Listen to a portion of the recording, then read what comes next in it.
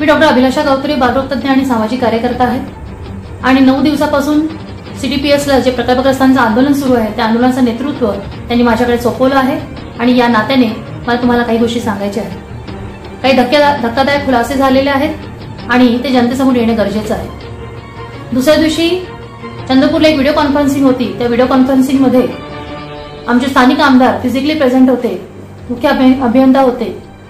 त्या व्हिडिओ कॉन्फरन्सिंगला मुख्यमंत्र्यांनी, ऊर्जा मंत्र्यांनी आणि माननीय पालकमंत्री आणि आमच्या प्रकल्प जिथे उभा आहे त्याच्या स्थानिक आमदार मॅडम उपस्थित होत्या।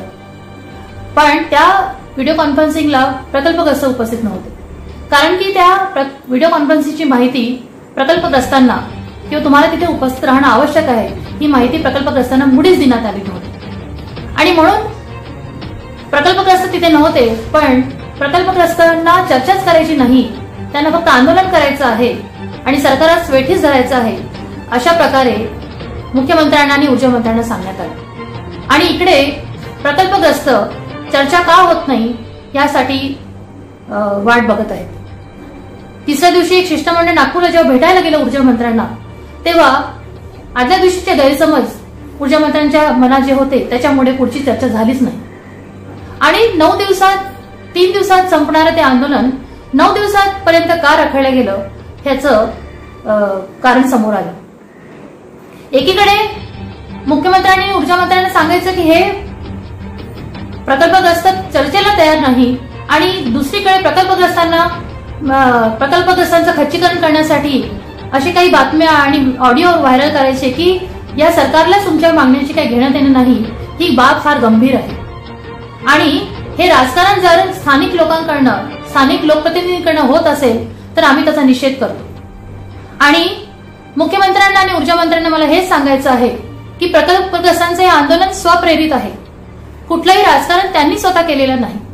बरेचसे आंदोलन, घंटानाद, सरमुंडन असे आंदोलन केल्यानंतर, उपोषण केल्यानंतर आता त्यांनी हा एक मार्ग अवलंबिला होता आणि त्या माध्यमातून आपल्या मागण्या त्यांना तुमच्यापर्यंत पोहोचवायच्या होत्या आणि म्हणून ते हे आंदोलन चर्चेसाठी तेव्हा पण सर तयार होते आणि आता पण तयार आहे आणि म्हणून आमची कडकडीची विनंती आहे माननीय ऊर्जा मंत्रींना आणि माननीय मुख्यमंत्र्यांना की आपण त्यांच्या सकारात्मक चर्चेसाठी त्यांना आपण बोलवावं। ते चर्चेला कधी तयार आहेत आणि जर याच्यामध्ये ही चर्चा घडवून आणण्यास कुणीतरी अडथळे निर्माण करत असतील, इथले स्थानिक लोक जर किंवा स्थानिक लोकप्रतिनिधी किंवा प्रशासन जर अडथळे निर्माण करत असेल तर कृपया मुख्यमंत्र्यांनी आणि ऊर्जा मंत्र्यांनी स्वतः याच्यामध्ये हस्तक्षेप करून हे आंदोलन कसं मिटेल आणि आंदोलकांना कसं दिलासा देता येईल यासाठी